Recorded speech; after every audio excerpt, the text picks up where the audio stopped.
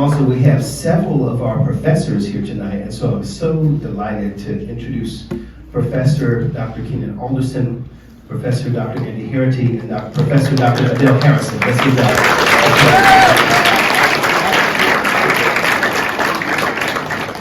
In addition to that, we have a special guest here with us. One of our local high schools, the Real Journey Academy, is here. Let's give a bit of round of applause. The Entrepreneurship Academy is with us tonight, and we're excited for you to get a chance to witness this special event.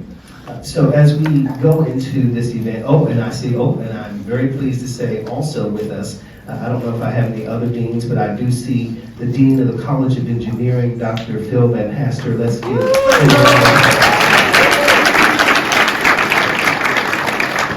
Are there any deans? Did I miss any other deans in the house? Any other deans? I don't want to get in trouble later, Provost Council. All right, so with that, let's just take a moment and reflect. Let's bow our heads and let us pray. God, I'm grateful to you tonight because you have orchestrated and organized our efforts to give you honor and show the world what it means to do business in a righteous way. Lord, I thank you for these teams that are represented. I thank you for their friends and family and for all of our school that has come together today. And I pray that you would get glory out of this event and that these teams would do their best. We come against anxiety and nervousness, and we come against stumbling, and we instead lift you up and don't operate in a spirit of fear, but instead of power and of love and of a sound mind. I pray that all that present tonight will make their best case, and that ultimately you will get glory out of them. I know you're able. I ask you to do it in Jesus' name. Amen. Amen. Amen. So we thank God so much for all of you, and we have some special guests obviously at the front of the room. He will be introduced in a moment. But before I do that, let me just share a bit about the value of this last year, the ongoing effort of the Goodrich competition. 18 teams presented business plans that were evaluated by a panel of faculty and of some of our external judges as well. And with that, we chose a group of finalists who will appear before you tonight. We are excited about the competition. We ask you to take this opportunity to celebrate all of the participants because all of them have solid plans. But of course, now it's not so much about the plan, but it's about the pitch. And I know that they will do very well if you encourage them, if you're praying for them, and we appreciate that wonderful opportunity and the environment and the energy you're bringing tonight. This competition is a result of a generous donor whose interest and effort and ultimate desire was to see entrepreneurship in our area grow, particularly out of California Baptist University. And we are honored tonight to have that happening in this event. So with this, I'd like to introduce the Assistant Professor and Program Director of Entrepreneurship, Nolan Gouveia.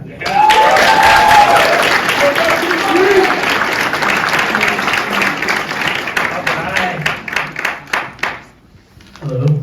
Hi guys. Wow, so good to see so many people in here. You have no idea. 2 years ago, we had this competition and it had to be canceled because of COVID, and that was very, very sad. And then last year we had it, but it was kind of like remote, and so there was like 10 people in here. Very weird. Super excited to have all of you guys in here, all the energy. This is what we do it for, so give everybody a round of applause.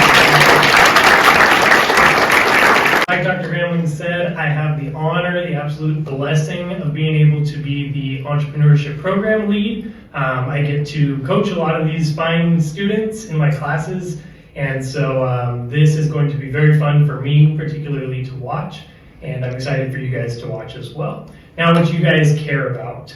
First place, you guys are going to win $7,500, $7,500. Second place, you're going to win $5,000, and third place, you're going to win $2,500.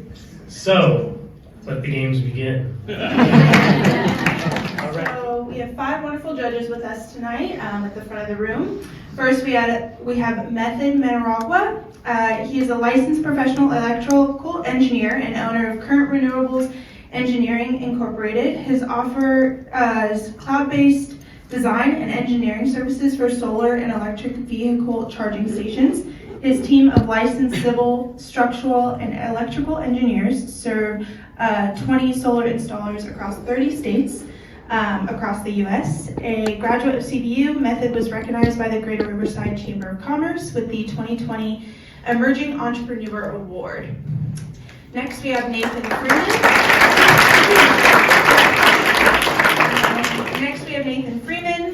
He is from the City of Riverside's Office of Economic Development. His focus is implementing economic and real estate development for the state's 12th largest city. He has overseen and negotiated nearly $1 billion in public and private investment for downtown Riverside. His credits include over 1,000 urban housing units, 750 new hotel rooms, and nearly a dozen new restaurants. Nathan is a job school graduate and former adjunct professor.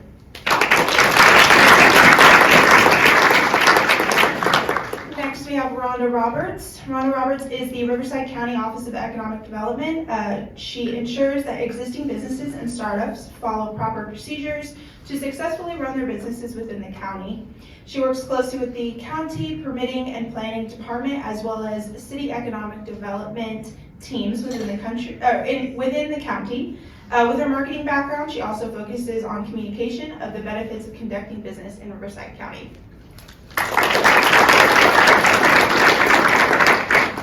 Next, we have Linda Bailey. Linda Bailey joined the Riverside Medical Clinic Charitable Foundation almost 7 years ago after 25 years in the publishing and marketing industries. A Riverside resident of over 20 years, mother of 3 adult children, wife and grandmother of 2, she found her passion working with this nonprofit so she could give back to her community. When she is not working or being a nana, she enjoys spending time with her husband and her 2 Bernese mountain dogs, Bear and Bella.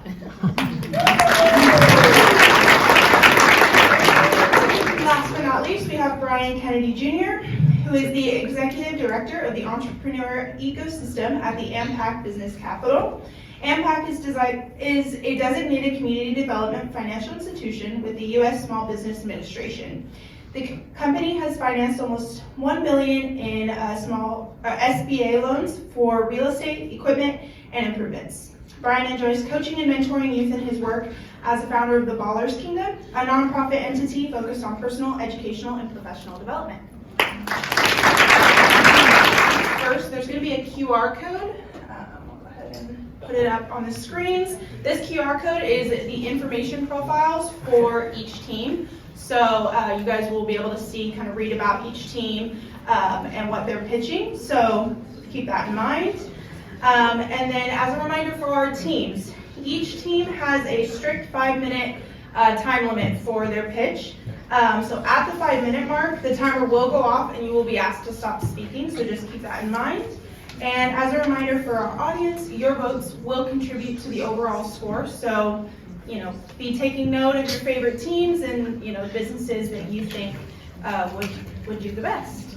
And I'll hand it over to Luke to introduce our first team. I'm going to ask all of the teams to basically stand up right now.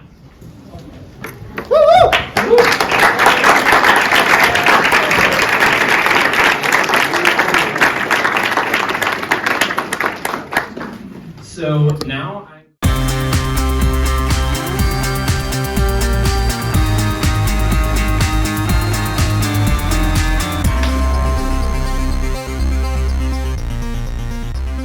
Investors. My name is Faith, and this is my partner, Lena. We are both current sophomores here at CBU, and we have an idea that we think puts a fun and fresh twist on education, but we need your help to take our dreams to the next level. Be honest with yourself. Is your handwriting good? Can anybody but you read your own handwriting? Whether your handwriting is stellar or less than legible, we can all recognize the foundational importance of being able to write. Being able to write sets up students for academic success. So how do we prepare students not only for academic, but also for career success? The solution is A to Z Animals Workbook. Our workbook is interactive, educational, and unique, and focuses on teaching children ages 3 and up how to write their letters while developing comprehension, penmanship, and motor skills. Each page includes a fun animal with a corresponding letter on each page. For example, A is for alligator, B is for beaver, and C is for cow. Not only will your bright cover capture your attention, but it will also capture the imaginative minds of your children.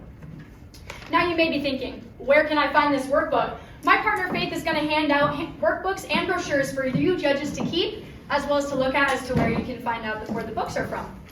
These are among the first 10 that are actually printed, so you're very special there. We are excited to share that not only is it designed and published, but it has already hit the shelves. You can find this on Amazon, Barnes & Nobles, and through our publishing company. Not only can you find us on these platforms, but you can also find us on our active social media accounts. We are trying to get into homeschool conventions across the nation, and we have a homeschool convention in California coming up this summer. Our book is priced at $19, which is above average of our competitors, around $8, and our main competition is Crystal Radke, who is a top seller on Amazon. However, we think that we can have a better price point with this. So, what makes our price point worth it? Let me tell you, we're different and we are competitive for 3 different reasons. First of all, our QR code element is never before seen in this market. Secondly, our intention of creating additional workbooks that will span across all ages is rarely seen amongst workbook companies. And finally, our vision to grow the company will create opportunities for us to bring the value up and the cost down. Though you will notice in the books handed to you that our current product does not include QR codes, but though we intend to include QR codes on each page of all of our future workbooks. Once scanned, these would open a fun and interactive video for children to interact with that reinforces the letter or the concept learned on that page. This is unique to us, and we see great potential with this as technology continues to expand. The QR code is reusable, which means that the workbook would last a lot longer than other children's workbooks. Our target customers are homeschool families, and let me tell you why. Since the start of the pandemic, homeschooling has doubled in the United States alone. Our company seeks to provide resources to schooling parents that not only foster independence in their students for learning, but also are easy for students to use who may not yet be able to read. Our vision to provide future workbooks that spans topics such as A to Z through the Bible and A to Z through the Constitution would cater to children up through the age of 11. Eventually, all of these books would be sold in a bundle. As followers of Christ, we are called to serve. And as CBU embraces this mindset, we too seek to embrace it as well. We want to send out 100 workbooks to our international service project teams this summer through CBU, so that we can bless the missionary families around the world. Looking at the feasibility slide, we're going to look through the financial highlights of our business. With our startup cost of $972, no manufacturing, no distribution cost, our break-even point is low. We make a 30% commission on every book that we sell, so that is awesome. So we'll break even easily. And then after just 2 weeks of being on the market, we have already sold just about 1/3 of our break-even point, so we're super close there. Every year, we're going to add an additional workbook to our product line so that we can expand it. Our main goal is to bring our cost down and add our value to go up by adding additional products to this line. Though we just have one book published, our passion here does not stop. At A to Z, our vision is to create workbooks that not only span age groups, but also will meet the learning needs of students and provide students with an engaging way to learn about topics that are vital to developing their worldview. Your investment will not only allow us to achieve and grow this vision by producing more innovative goods and the expansion of our team, but will also allow us to continue our mission of blessing others around the world. Our product is proven to sell. We have a practical way to sell it and to raise awareness around our brand. Our break-even cost is almost nothing, and our vision is driven by passion and practicality. We are awesome, and we are zealous, and we want you on our team. Point of competition is going to be the QR code element that we're going to add. So we have it on this page here, and as you may have noticed in the workbooks we handed out, it is not in the workbooks yet, because this was an idea that came about later on. Once we realized we do have strong competition, so we want to be intentional about making sure that we can beat the competition, that we are unique in this market because we realize it is relatively saturated. So our QR code is the main thing that is different about us, and in terms of, Judges, you may provide feedback. You have 30 seconds. So one thing that we noted is marketing is going to be a big piece, right? This is an awesome concept, but getting it in front of people is going to be massive. A curiosity point was, would this work as an online-only product so you save on production costs? Making an online book, folks have to print it themselves, does it help your model? And then lastly, emphasizing an origin story would be a good way to increase emotional buy-in from investors.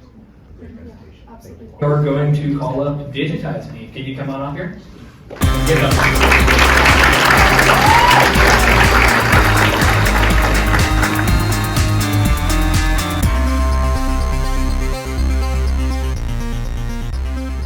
Hello, my name is Bram Villasenor, and this is Nicholas Tamayo. And we are DigitizeMe, the future of online digital art. So when you think of an NFT, it's a non-fungible token. And so basically this is a digitalized piece of artwork that through the blockchain we can confirm is ownership. So what an NFT is a non-fungible token, and it's a piece of artwork that allows individuals to have ownership of. So when you take a picture of the Mona Lisa, it doesn't mean that you own the Mona Lisa. It just means that you have a picture of it. In the same way, an NFT is like that. You can take a picture of an NFT, or you can take a screenshot, but it doesn't mean you own it. And so what the blockchain does is the blockchain has the code, and it codes it in a block. That's why it's called the blockchain. And it codes it and makes sure that it's your own. So now that we've explained what an NFT is, now we're going to explain what our business idea is. So this is how it works. We send the customer a saliva swab kit, and we collect their genetic information. We sequence their genes of interest, so genes that code for eye color, hair color, widow's peak, earlobe attachment, and many other physical traits. And then we put that information into a software that will create a lifelike video game avatar that is supposed to look like the person whose genes that we sequence. So a video game avatar is just a character that represents you in a game, in case you don't know. So our price points, so for the initial creation of the avatar, it will be $200, and it will be 25 additional extra dollars if you want avatars on other platforms.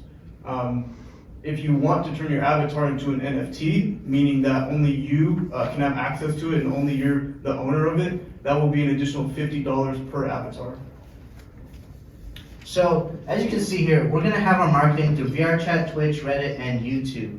Our target customer is 18 to 29-year-old and mostly interested in gaming and the stock market. And so we're specifically providing this because we believe that this type of customer uses and consumes this media. And so we're going to have influencers promote our product and service to these people through these platforms. So we have a few areas of competition, although there are no companies that are currently doing exactly what we propose, turning genetic information into avatars or NFTs. There are similar companies, so health and heritage sequencing such as 23andMe, they'll tell you about your health information and they'll sequence your genome to do that. And there are also freelance avatar creators on Fiverr and Ready Player Me that will make avatars personally for people. In both of those sectors, the prices can be over $100, so our price range is comparable to that. Moving on. So as you can see, our total revenue is $432,500. Our gross profit is $240,500, and our total expenses is $142,500, with our net income being $97,000. And so what we have is at 3,300 units, we will break even in the first year. And what we plan to do with our net income is that we plan to reinvest that back into the company. By the way, this is only a sample pro forma income statement. This is just a business idea. And this would be for like the second or third year after we've gotten our business going and have initial capital. So we can talk about our business in theory, but will it actually be practical? We do know that the video game market is very reliable, so we'll have a consistent client base. And then NFTs are also being quickly catapulted into the mainstream. So also, many studies show that today's young adults have more disposable income than previous generations, so they will have money to spend on this probably higher price point. Shouldn't be too much of an obstacle for them. And also, genetic sequencing technology is ever advancing. We are closely approaching less than 24-hour sequencing technology, so that will continue to advance. Companies like Oxford Nanopore are doing that, and they're advancing that technology. And also, identity is a very persistent theme in American and European markets. So we want to take advantage of that and offer something to people who want to differentiate themselves and their online presence. And what is more unique to you than your genetic code? We are asking for a 10% stake at $100,000. Who wants to be a part of the future of online digital art?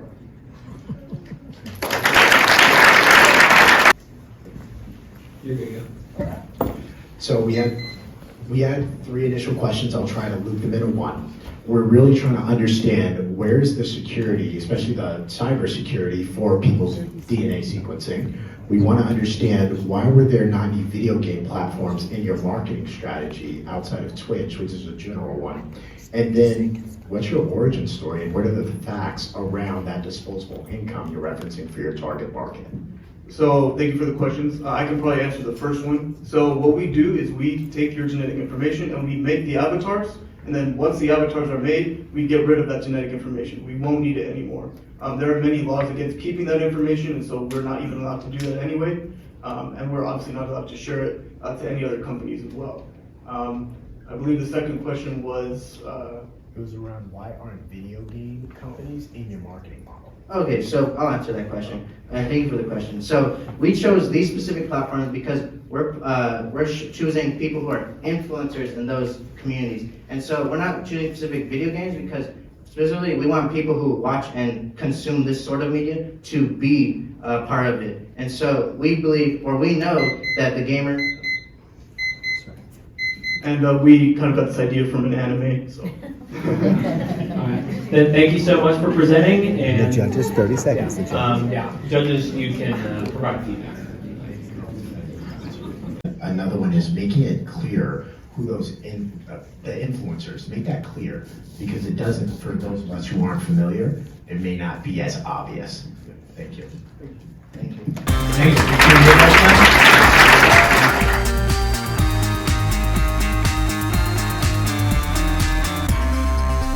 Well, hello everybody. My name is Luke Maynard, And I'm Adam Peters. and together we are GeoChat. Now, have you ever, as a student, wanted a more active social media experience, Why, yes, I have. or felt disconnected from your university's campus life? All the time. Then boy, do we have the solution for you. GeoChat is a unique social media app that allows users to use geospatial messaging. What this is users can pin messages to their current locations that will persist there over time. Allow us to demonstrate. So up on the screen is a visual of what GeoChat looks like using geospatial messaging. In the white circle surrounded by the bigger green circle is you and then your definable radius. So for example, if you're walking through CBU's campus from the Kugel to Lancer Plaza, which we're all familiar with, your definable radius will begin to pick up pins that have been dropped by other users in the area, as pictured by the dots in Lancer Plaza. These could be anything from, FYI, they're giving away free donuts in Lancer Plaza today. Or something like Dr. Ellis is out in the plaza from 3 minutes ago. Guys, there are squirrels fighting over here right now from 2 minutes ago. Or some kind of more interactive event like anyone want to play Frisbee on the front lawn from 30 seconds ago. These are just a couple examples of what you might find while wandering through your campus while using GeoChat. And as you continue through the campus, you'll begin to pick up more and more pins that have been posted by users in a pretty recent time frame. So GeoChat exists to create a rich, lively sense of campus community on college campuses. Our hope is to connect students to the campus through digital and real-world interactions seamlessly together. There's one more before that. So sorry. As for price, GeoChat is free for any user to download from their apps or their device's respective app store. By keeping the app free, our goal is to establish ourselves as an accessible and welcoming social media app for any new users. Who is GeoChat for? I'm so glad you asked. This GeoChat is designed for any and all California college students. Doesn't matter if they're a commuter, an on-campus resident, or even a graduate student. If they're in campus or if they're in college, GeoChat is designed for them. As well as any businesses or events that are in the area of college campuses, GeoChat offers advertising options for them to promote their business or event to college students in the area. So our promotional strategy involves heading to California colleges and demonstrating how geospatial messaging works. We plan to do this by having fun little scavenger hunts where we hide prizes around the campus that can only be found using GeoChat. Basically, there would be pins that would detail and hint at the location of these prizes. Then students would be incentivized to download the app and build a community as they search for these prizes together. We hope to,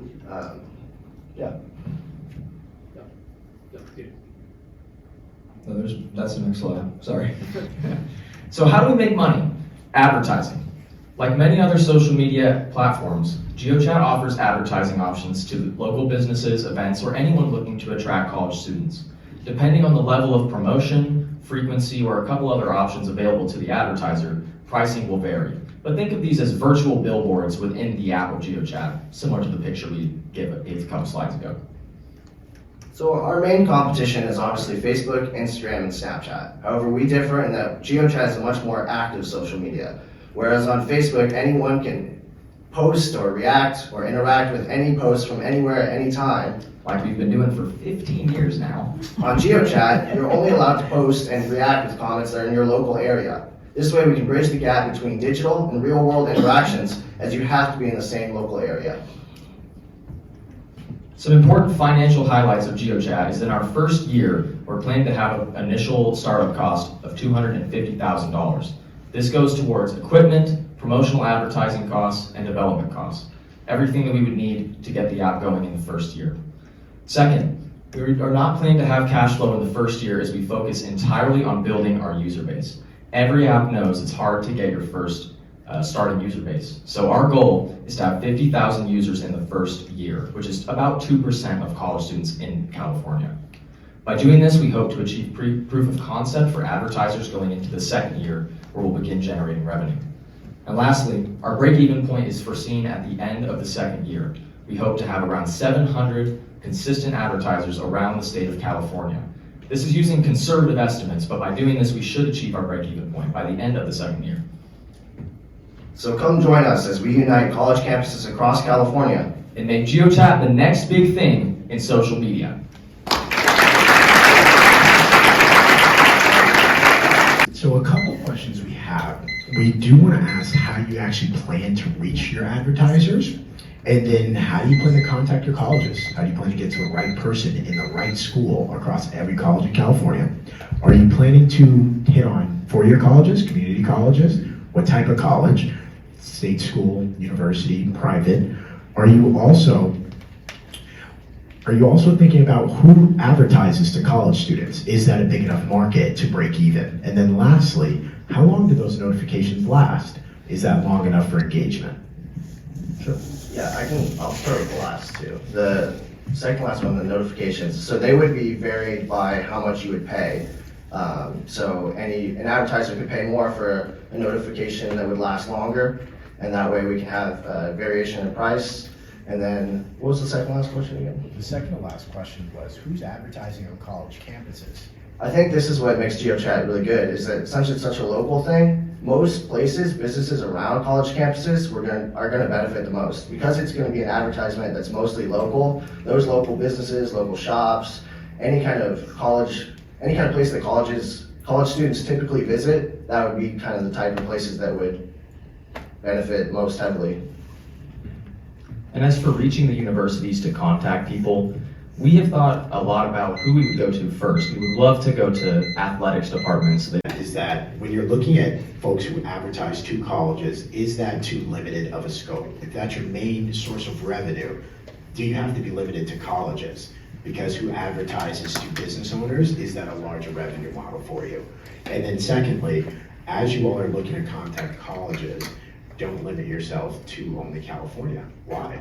You have a whole country of colleges, but those are a couple of feedback points.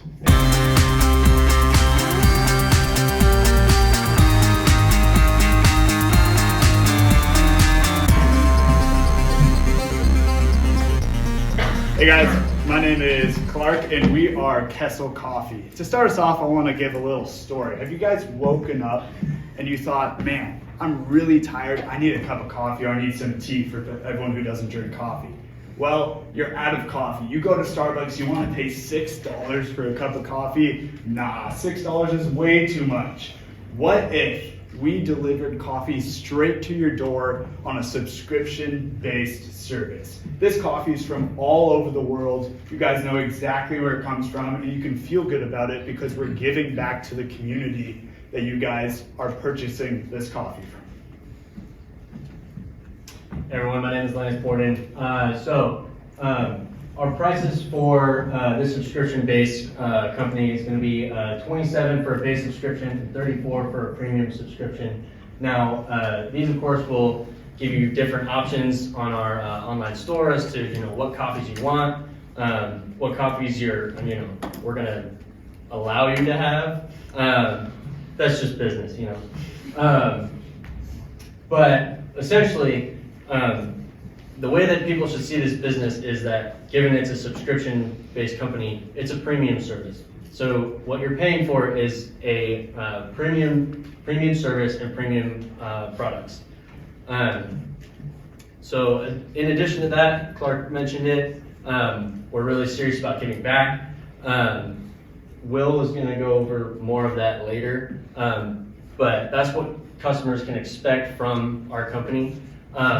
So next is how to find us. So promotion plan, of course, you know, most of our sales are going to be online. So of course we're going to have a website, and the first thing that needs to happen is verify our Google business profile. Now Google sees about 90% of internet traffic throughout the whole world, so that's immediately a lot of eyeballs right there. So by verifying that, making sure that Google knows who we are, that we're out there, that's already going to get us a pretty decent footing. And of course, social media. What company nowadays doesn't have social media? Yeah, that's what I got. So my name is Will Anton, good afternoon. So who are we? We are a sustainable, subscription-based, online predominantly, fair trade luxury coffee company. So subscription-based, we offer a variety of packages with a variety of our different products that consumers can either choose to take weekly, bi-weekly, or monthly. In terms of sustainability, we purposefully seek out small farms in hopes of achieving carbon neutrality. As a business started by 5 Christian young men, we do take seriously the command to be good stewards of the earth, so that is very important to us.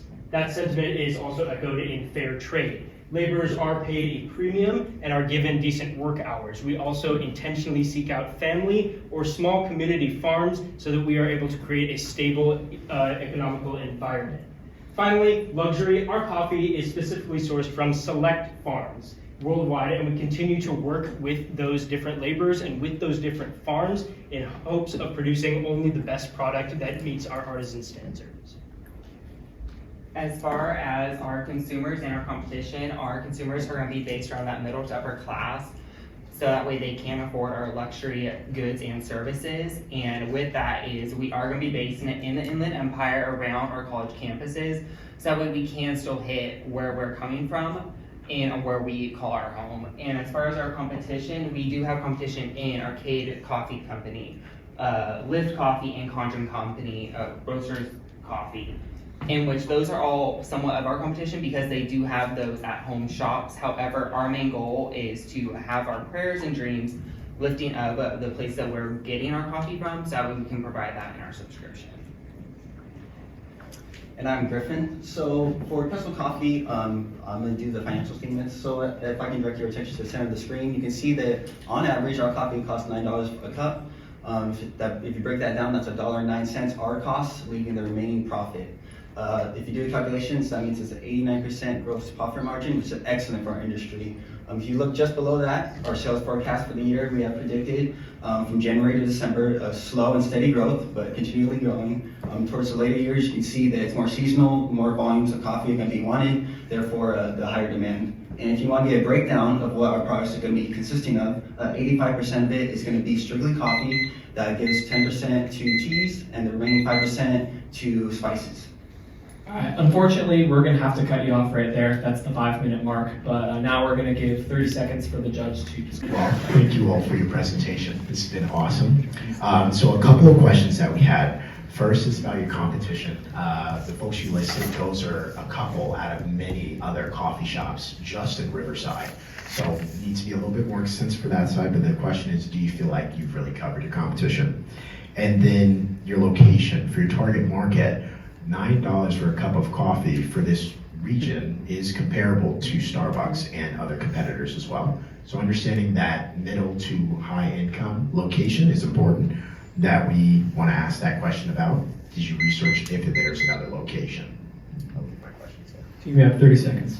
So I can answer that for you. As far as our competition is obviously in Inland Empire, there's many coffee shops that we are focusing on what we felt was our top 3 as far as having a shop and then having that subscription. It's Arcade and Conjure are known for having luxury coffee, whereas Lyft has that delivery aspect. So our thoughts with them is that they would be our top 3 in which we thought we could differentiate ourselves because of how we're sourcing and our subscription that's providing the story of where we're coming from. And as far as our pricing is, the reason why we still are high in the Starbucks realm is because we are still trying to help with that, getting back to the farms and the places that we're getting our goods. Is we want to make sure that they're getting good wages out of it, so we want to be able to provide them with that. So while we are still high, we know that's because we're trying to get backwards compared to Starbucks. It's more for A variety of products outside of coffee, but we didn't see that in the pricing model. We saw the price breakdown for coffee, but what about the teas and what about the spices? Also, with you all being a digital company without a physical location, how do you deliver? Where your manufacturing warehouse is going to be based, and who's going to be providing that transportation service for the delivery side of the business? That would do it. Thank you. You get up for a cup of coffee?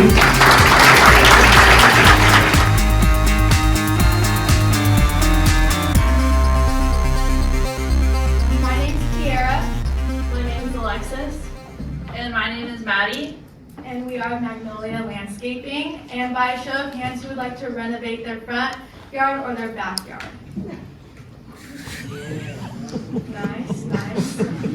And it can be very difficult to find a team of designers and landscapers to give you the best prices and your dream yard.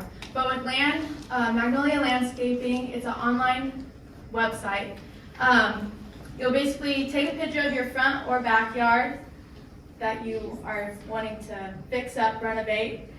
Take a picture of it, and then you'll send it to our designers, and our designers will type out what you want. You'll take a quiz of like, oh, I want boho style, or I want exotic plants, or whatever, and you'll be able to put like a pool. So sometimes it's hard to visualize what you actually want in that yard until you actually do it yourself, and then you probably don't like it.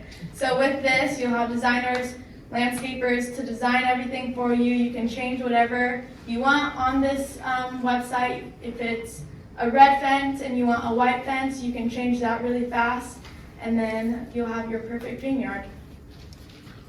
Now, our pricing will obviously vary based on the kind of service you want. Like if you want a smaller job done, like adding a bush in your front yard, or if you want a bigger service. So our smaller service will be around $100 to $200, and then our larger services will be approximately $500 to $800. And then our next slide, the top 2 would be considered what we would say is smaller service. And then the bottom 3 are larger service. You can see we have like patio furniture and like steps and fireplaces. And the way we plan on promoting our product and our service is through social media like Instagram, Twitter, TikTok, and Facebook. All those good services. And we also plan on doing word of mouth, which is like you work with us and then you tell your neighbors, and then we'll give you a sign to put on your front lawn if you like our job. And then we plan on targeting in Orange County area and like suburban homes. And then our customer that we plan on targeting first is males and females around their mid-30s, and then people that are looking to retire, and just real estate agents that are planning on making the appearance of the land easier to sell. And then competition would be Water and Earth. They're a company in the Bay Area that is similar to ours, but they do not have a strong promotion of social media, and they rely solely on their sister companies. So for the pro forma income statement for our first year, we're at a sales projection of $295,000, and for our second year, we're at a sales projection of $337,000.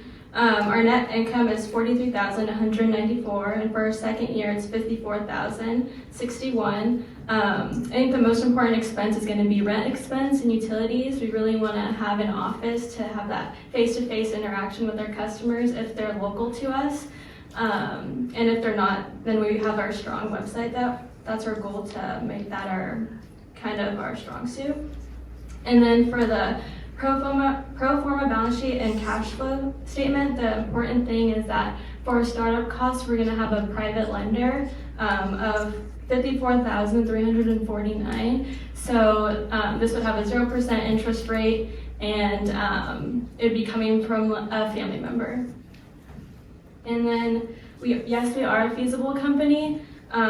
We would have to break even at 79,550, which means we would need a minimum of 228 sales transactions to break even.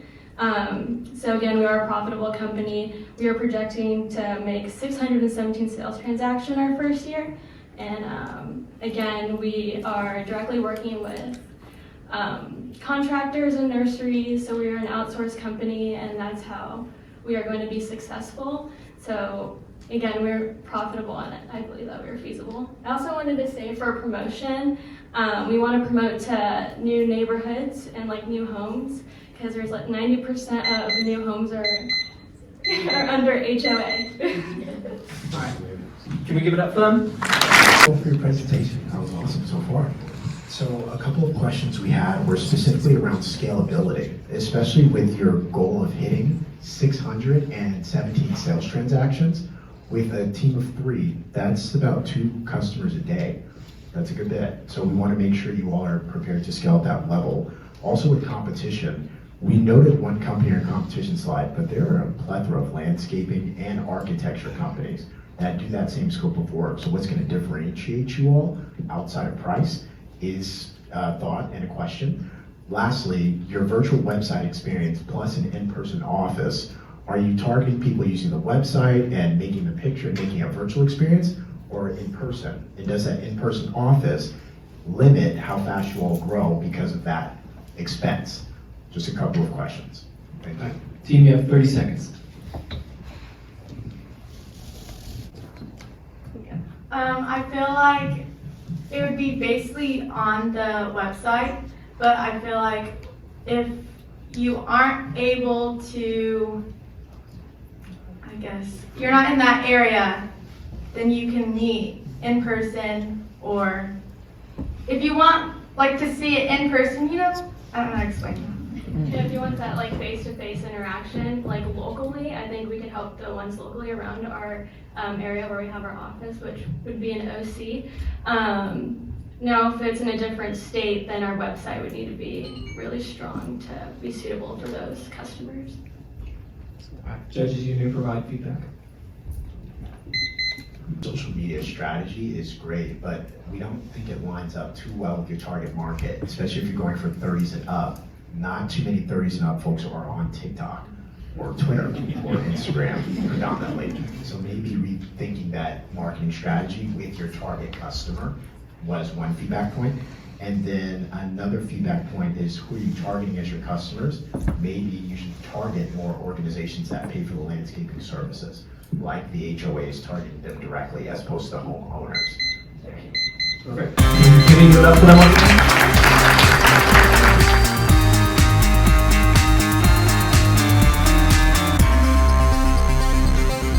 Hello, I'm Cooper Straw.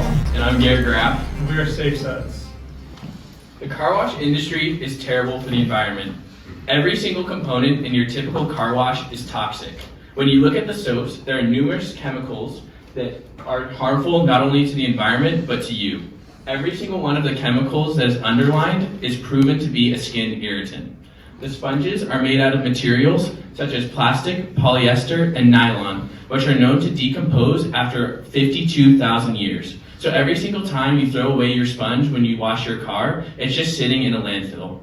Also, every single car wash typically uses 100 to 115 gallons of water. And all of that water with those toxic chemicals are going into your drains and out polluting the ocean.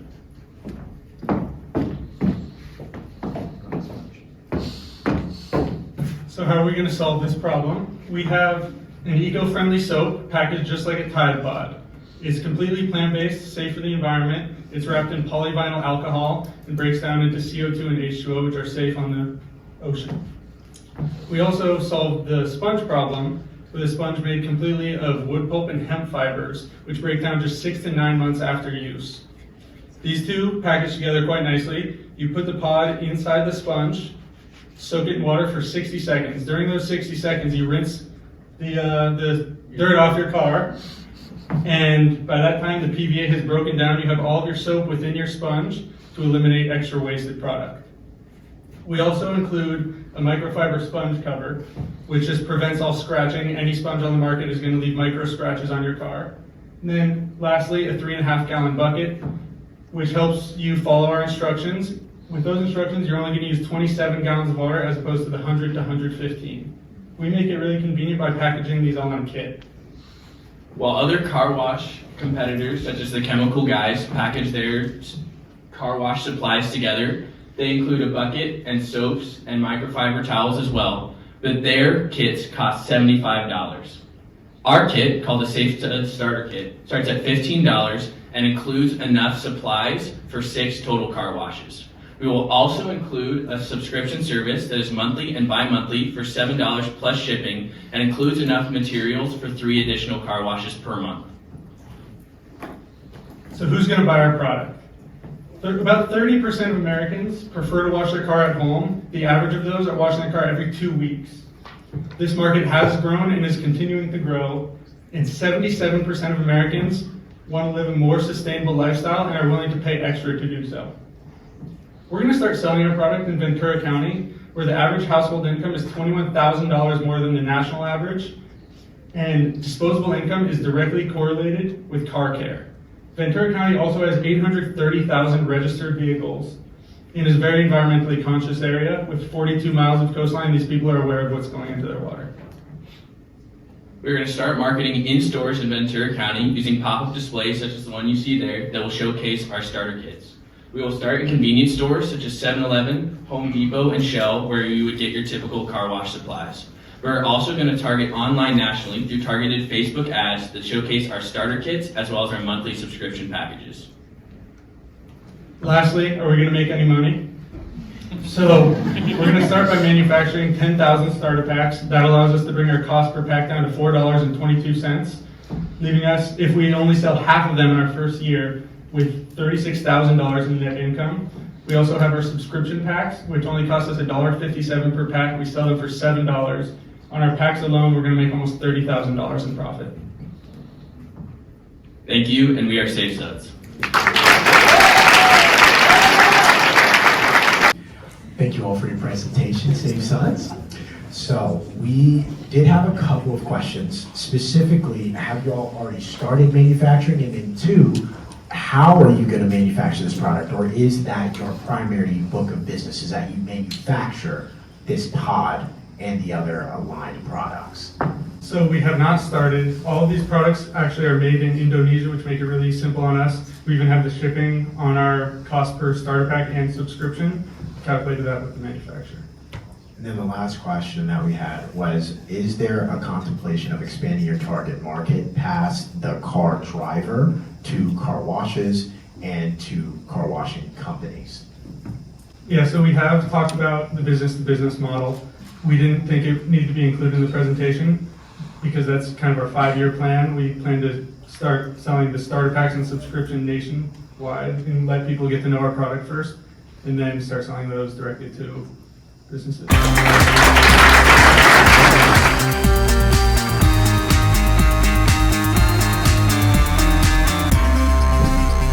Hello, my name is Juliana Scarenzi. And I'm Isaac Wasson.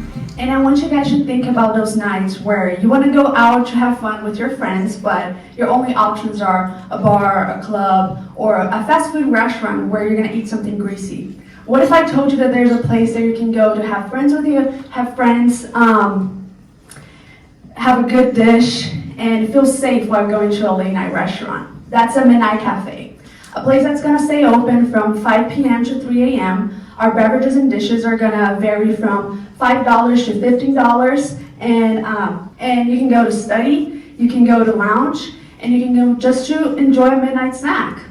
We plan on doing this around the Riverside area because we see the need for a high quality, safe space where you can build community, and this is it. We plan on promoting it with billboards around the Island Empire with near me searches on Google with a good digital menu with accurate pictures and prices of our products.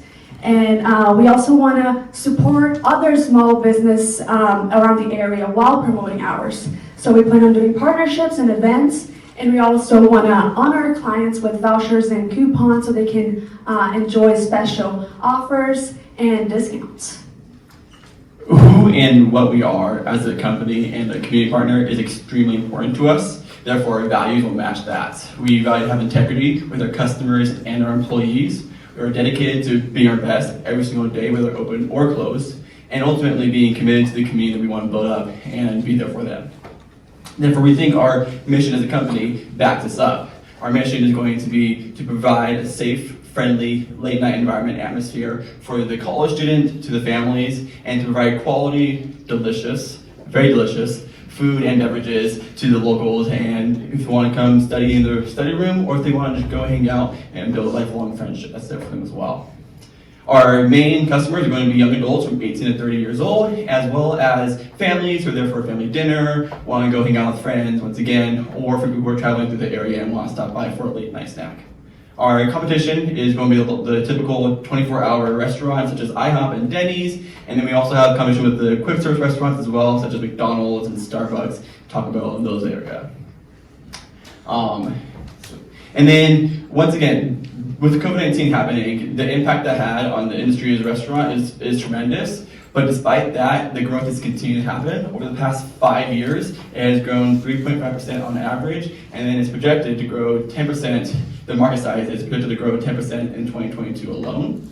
Our startup cost, like a typical restaurant, is going to be around $300,000. We'll be able to accomplish this by having a flexible business and building plan that will still incorporate the ideas of the lounge area, the study area, and the coffee shop style area, while making it cheaper for us to do that as well.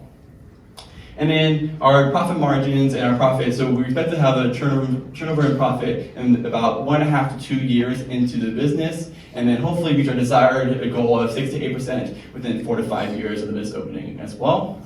Our investments on the cash flow statements and the income statement as the business plan are going to be focused on marketing as well as on the employees that we have and quality food for resale. Last but not least, the break-even analysis. We are expected to break even on average at 7,333 units at $10 per unit for that price. Ultimately, the feasibility of this type of company is tremendous and is extremely desirable. It's going to continue to grow as communication and connection amongst people is going to continue to be there. Thanks so much. A couple of questions. So one, your location, is this going to be one space? Is this going to be a virtual business with physical locations? That is one question. And then what does your menu look like? Are you all going to have like dinner, or is it just snacks and pastries as you're staying open until 3? And then how are you going to cover your costs? Staying open until 3 a.m., are you going to be able to cover employees like security for that extended period of time? And then with your price point of $7, to be able to afford the rent each month, you're going to have to be very busy. And also, how are you comparing your competition of a fast food restaurant and a diner when you're aiming to be more of a study lounge and an entertainment space? Are you comparing your competition of more social environments that you would also have to compete with as well? Those are our questions. Thank you. Yeah, 30 seconds. Sweet. Well, excellent question. So the first one, it is going to be a physical location. It's going to be one location. It's going to be our main goal in the urban or more in the inner city area. And off of that, security could be a big problem, right? So that was something that we came up with in the first place. We have things put into the income statement to where we are covering for security costs to have a safe environment, make sure people are feeling welcome to go into there in the first place. As far as what we're going to serve on the menu, we're going to be doing everything from breakfast to lunch to dinner. It's going to be more of a generalized thing than specific plates and stuff like that. But the reason why we're doing that is because we want to offer that to the crowd from 5 p.m. to 3 a.m. who come in for late night munchies for stuff that they want to get specifically. And so we want to offer a wide variety of those things. And then, I'm sorry, can you remember the last question? The last question was competition around, are you going to also consider social environments or entertainment environments as your competition as opposed to just eateries? That's an excellent question, and that was part of the consideration process. I think the biggest thing that we want to do is we want to go into the restaurant industry, and so being unique from them is our main goal. And while those anti options are there, we see ourselves more of a place afterwards than a place as a main environment, right?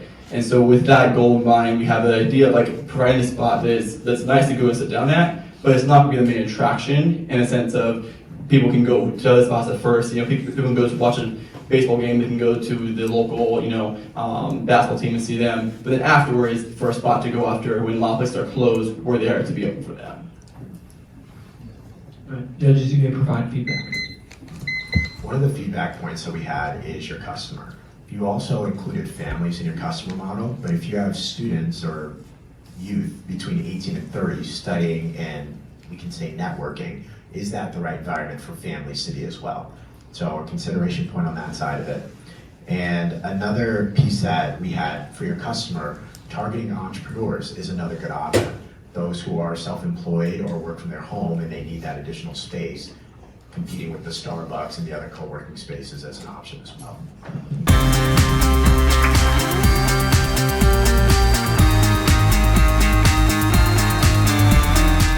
Hey Abby, how's ISP fundraising going? Oh, funny you should ask, Shine. I kind of stopped last minute. I didn't really think it through. All the fundraising options are gone, and I don't even know if we'll be able to serve.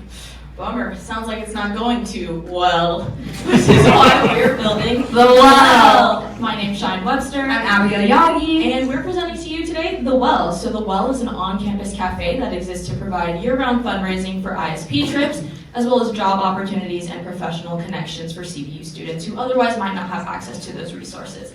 For anyone who's unfamiliar, ISP stands for International Service Projects, and is CBU's core vehicle for mobilizing students to serve across the globe. The issue with this, though, is that there's not a sustainable source of fundraising for ISP. And we also noticed there's a lack of high-quality coffee in a trendy atmosphere here on campus. So with The Well, we're going to be feeding two birds with one scone. So at The Well, we'll be selling coffee, tea, and pastries that are ethically sourced ingredients from around the world. And so we'll be serving delicacies from different cultures. For example, Japanese matcha, Vietnamese coffee, Turkish coffee. If you think of it, we'll probably have it. And with those products, will be 10% of that sale will be going to the ISP region that product was sourced from. So aside from our physical products, we'll also be offering internships for management, accounting, finance, anyone of CBU majors, so that they can gain that experience at The Well, and also mentorship opportunities with Riverside community business owners. Like maybe some of you. So as Abby mentioned, we have some amazing products, and we're going to be delivering those out of the CBU Community Life Lounge here on campus. So as you can see by the concept sketch, the place is already optimized for studying, hanging out with your friends, eating, so it'll be a really cost-effective location, and it'll require minor startup costs to optimize it and turn it into The Well. So we'll be selling our average cup of coffee for about $6 and our average pastry for $4.67. Our average competition cost for a cup of coffee is $5.21. And so in order to maximize our financial viability, we're including the donation percentage into our price model. And we know that this won't deter buyers because we've seen brands like Patagonia have a little bit of a higher markup and still succeed. So people want to pay more when they know that a little bit extra money that they're spending is going to a good cause, and that they can do a little good while buying something that they want, and ultimately they'll be more satisfied with their product in the long run. So true, and to promote The Well, we're going to use a mixture of physical ads around campus and digital marketing, including social media and Lancer mail emails. So as you can see, I think this ad is a hit. Our most innovative strategy for marketing is going to be to partner with Lancer Athletics to kind of form our own brand ambassador influencer marketing program. So really leveraging the community-driven aspect here at CBU and really just leveraging, kind of the sports culture that we have here. So hope you enjoy this ad for your viewing pleasure. So our ideal customer at The Well would be CBU students and staff who enjoy coffee, tea, and/or coffee culture, and they want a coffee shop that provides a good vibe and atmosphere for them to do social meetings, hangouts, work, study, whatever they want. And most likely they already frequent local coffee shops like Arcade and Condren, but want something of a similar caliber here on campus. And And a survey that we conducted out of 100 CBU students, 84% said they would visit an artisanal cafe like The Well over going to a place like Wanda's that takes their dining dollars. Like Abby mentioned, there are some local cafes in the Riverside area, but none of these cafes exist purely for a social impact. So The Well is different because our number one focus, our core reason for existing, is to help CBU students reach the unreached and spread the gospel. This shines through in, as you can see, all aspects of our business, but most importantly in how we steward our finances and in the community-based positive in-store environment that we seek. So for our financial highlights, we plan to make $300,000 in sale in our first year in business. And then if our revenue grows by 20% each year while our total costs only grow by 8%, then we will break even and be profitable by the end of our first year. And here's our pro forma income statement and our break-even analysis. The numbers don't lie. You're definitely going to see a great financial return on your investment with The Well, but even more importantly, you're going to see a greater spiritual return on your investment. This is a worthy cause in obedience to the Great Commission given by God in Matthew 28. And in addition to that, we've validated the market demands for all of the problems that we've solved. We've identified the opportunity, and we're providing a really innovative solution. So what do you say? Come to The Well and thirst no more. So thank you all for your presentation. We do have a couple of questions for you. So one of our questions is fair pricing. We want to understand a little bit more in depth how the amount you're charging matches the am I saying this right? Artisanal theme. So if you're trying to fund college students, help us understand that pricing model a little bit better.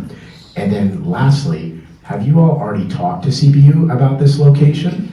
And two, is this centrally located in campus for you all to get the traction that you plan to get?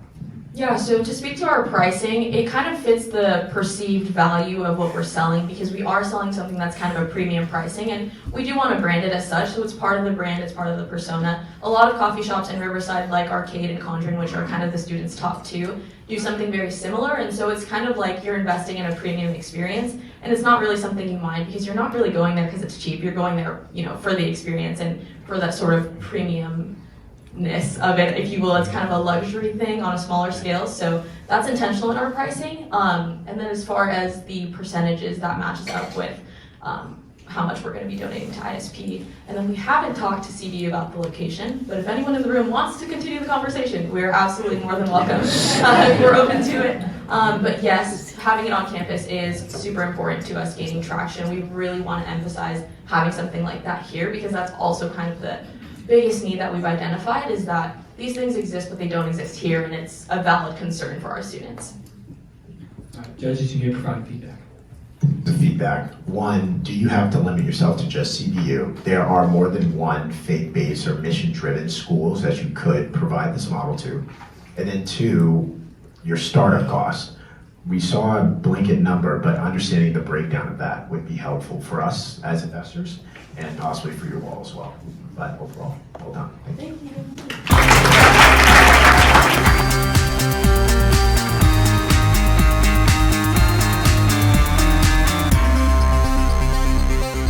Hello, we're the 5 founders of waiSmart, a lean startup with the primary goal of using the latest smart home technology to create the world's most convenient and comfortable showering experience. As someone who constantly tries to integrate smart technology into my home whenever possible, I've noticed that there's virtually nothing convenient and compatible with my home on the current markets for the bathroom. We are asking for an investment of $35,000 in exchange for 15% in our company. The first product we are bringing to market is the waiSmart Hub. The unit encompasses all necessary components in this beautifully sleek casing that mounts simply and unobtrusively onto any shower wall in place of your existing shower handle. The waiSmart app allows convenient customizations and automations to provide a flawless customer experience. Designed for the whole family, the app allows each member to design their own unique profile, including their preferred shower temperature, pressure, and duration, meanwhile providing parental controls to ensure their child's safety. And all of these tailor-made customizations can be seamlessly automated according to the user's daily habits and routines. For a 1-year time period and a determined $173,000 in total costs, we have set a goal to sell 1,000 units with a 13.5% profit margin. This allows us to sell the waiSmart Hub for a price of $199. Implementing the latest smart technology and novel design features, waiSmart maximizes user comfort by offering total customization of the shower process, while also providing extreme environmental benefits. Preliminary tests show that the waiSmart Hub reduces the average American shower by 30 seconds by digitally controlling the original temperature rather than requiring the user to twist and turn the knob. This test allows the waiSmart Hub to save 250 million gallons of water every day if it were adopted nationwide. The target waiSmart customer seeks modern home improvement, safety features, and environmental savings. waiSmart plans to sell their products on an online storefront and also on Amazon while keeping an eye toward home improvement stores. waiSmart will allocate 10% of their annual sales from the first year to online marketing on social media platforms of Facebook, Instagram, TikTok, and YouTube. One of the most important financial details is the break-even analysis. Assuming that we sell 1,000 units in the first year, our variable cost will come out to $100,000. Our fixed cost is estimated to be $73,000. So if we sell our unit at $199, our break-even point will be 740 units in the first year. With an initial investment of $35,000, we will allocate $20,000 to advertising and on social media platforms, $9,000 for manufacturing costs, and then $6,000 to integrate Amazon Alexa into the unit. So I'm sure your next question is competition, and I will tell you. So who are they and what do they sell? First of all, our main competition is Moen and Kohler. Those are two separate companies. And I'm going to compare that to waiSmart. So Moen and Kohler, their smart shower system, they sell for $500 for just the control panel, and then another $500 for the thermal control system that is in the wall. Doing this also requires intense installation involving punching holes in your wall, re-plumbing your wall, as well as retiling your shower after it's done. And comparing that to waiSmart, we are selling for $200, and that will be 1/5 of our competitor's price without compromising the user experience or requiring a full shower renovation. Thank you. From our research on the U.S. Patents and Trademark Office's database, with numerous combinations of relevant keywords and search terms, we didn't find any prior arts that would be preventing waiSmart from being patented.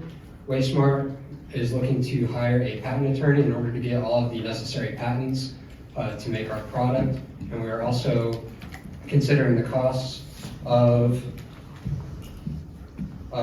testing waiSmart's electrical components to ingress protection standards against water so that the shower is safe. For market research, we looked at independent databases and the NAICs, and we found that the current market for residential smart home showers is roughly $800 million, and the compound annual growth rate of that is 15.7%. With the amount of convenient features that waiSmart brings to the bathroom and the high relative cost of other products on the market, waiSmart is a competitive product in a growing market. So remember, if you want to shower smart, waiSmart. Thank you. Presentation. So I will start with one of the bigger questions. Are any of you mechanical or electrical engineers to be able to make this product do what you say it can do? Because to not have to sew onto walls and adjust water pressure and temperature to fit a device, we're curious how that would work. And then how would it work physically? Would it work through a phone, through an app, is the first question. Our second question is, are the costs of the patent attorneys inside of your break-even analysis?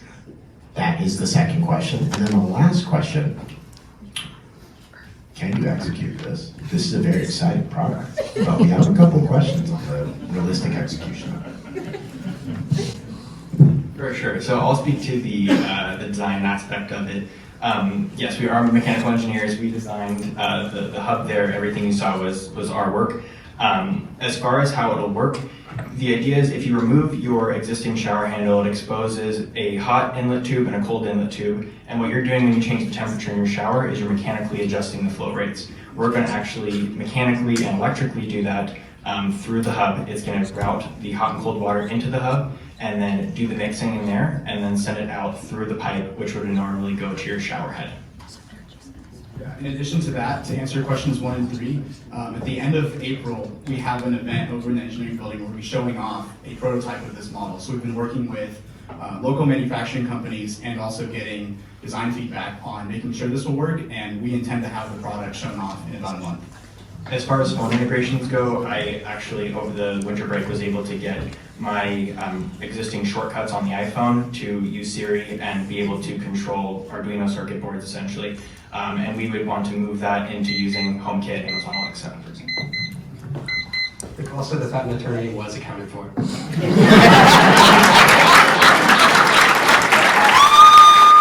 Well, very exciting. The last bit of feedback that we have is Godspeed. That's it? Oh, that's it? All right, let's get it.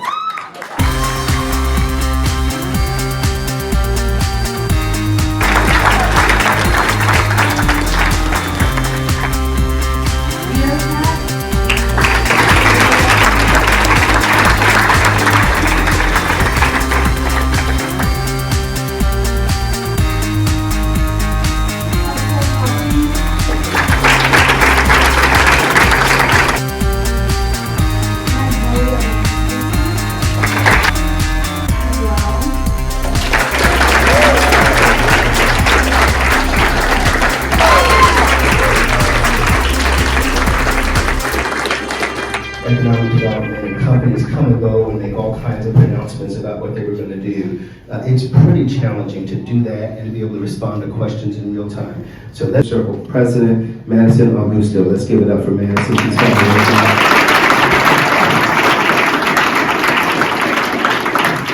Next, I want to give it up for the Vice President of the Student Leadership Circle, Luke Bell. Let's give it up for Luke. The chair for the Goodrich competition event, Sophia Walski.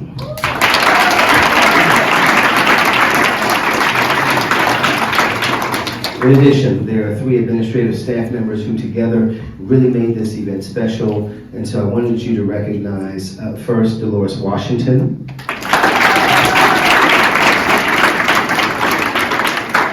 Second, our industry liaison and erstwhile social media poster, Dawn Cotta. And finally, I have dubbed her the executive producer of our events because she does such an amazing job, Mackenzie Rohair.